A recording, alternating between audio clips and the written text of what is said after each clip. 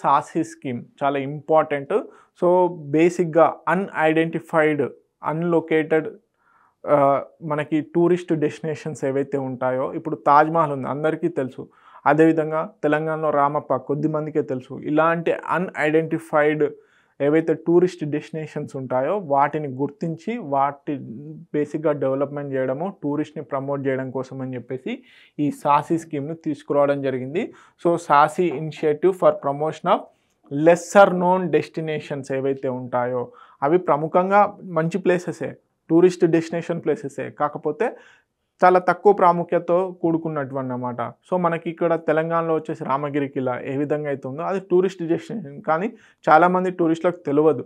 So, ఇలాంటి డెస్టినేషన్స్‌ని identify చేసి బేసిక్‌గా ఇన్‌ఫ్రాస్ట్రక్చర్ ఇలాంటివన్నీ డెవలప్ చేయడం కోసం అని చెప్పేసి ఈ సాహసి స్కీమ్‌ని తీసుకురావడం జరిగింది. సో, దీంట్లో భాగంగా ఫండ్స్ రిలీజ్ కూడా చేయడం జరిగింది. 3295.76 క్రోర్స్ అనేటివి శాంక్షన్ చేయడం జరిగింది. 40 టూరిజం ప్రాజెక్ట్స్ దీంట్లో భాగంగా 40 టూరిజం ప్రాజెక్ట్స్ 100% సెంట్రల్ గవర్నమెంట్ ఫండింగ్‌తోనే చేయడం జరుగుతుంది. దీంట్లో కేవలం స్టేట్ గవర్నమెంట్స్ ఆపరేషనల్ మెయింటెనెన్స్ మాత్రమే చేయొచ్చు. ఆపరేషన్స్ అండ్ మెయింటెనెన్స్ మాత్రమే చేయొచ్చు. సో, పూర్తిగా ఫండింగ్ వచ్చేసి సెంట్రల్ గవర్నమెంటే చేయడం జరుగుతుంది. సో, దీంట్లో భాగంగా లెస్సర్ నోన్ ఐకానిక్ డెస్టినేషన్స్ ఏవైతే ఉంటాయో వాటిని ప్రధానంగా మనకి డెవలప్ చేయాలి. ప్రమోట్ సస్టైనబుల్ అండ్ రెస్పాన్సిబుల్ టూరిజంని చేయాలి అనుకుంటున్నారు. ఛాలెంజ్డ్ బేస్డ్ ప్రాజెక్ట్ సెలెక్షన్ చేయాలి. ఎండ్ టు ఎండ్ టూరిస్ట్ ఎక్స్‌పీరియన్స్‌ని తీసుకురావాలన్న ఉద్దేశంతోని ఈ సాహసి స్కీమ్‌ని తీసుకొచ్చారు. కేటగిరీస్ ఏంటి? Heritage, eco tourism, pilgrimage, adventure అదేవిధంగా మోడర్న్ అమెనిటీస్ ఏవైతే ఉంటాయో వాటిలో ప్రధానంగా ఇలాంటి డెస్టినేషన్ పైన ఫోకస్ చేయనున్నారు. మొత్తం ఎన్ని ప్రాజెక్ట్స్? 40 projects important.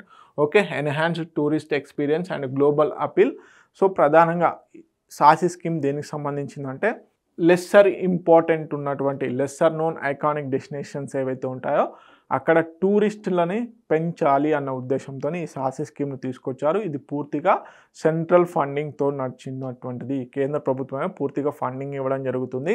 ఈ 40 ప్రాజెక్ట్స్‌లకి దీంట్లో స్టేట్ గవర్నమెంట్స్ వచ్చేసి మనకి ఆపరేషన్స్ అండ్ మెయింటెనెన్స్‌లు మాత్రమే చేయడం జరుగుతది. ఓకే. తెలుగు మీడియం అభ్యర్థులు ఎవరైతే ఉన్నారో ప్లీజ్ నోట్ ఇట్ డౌన్.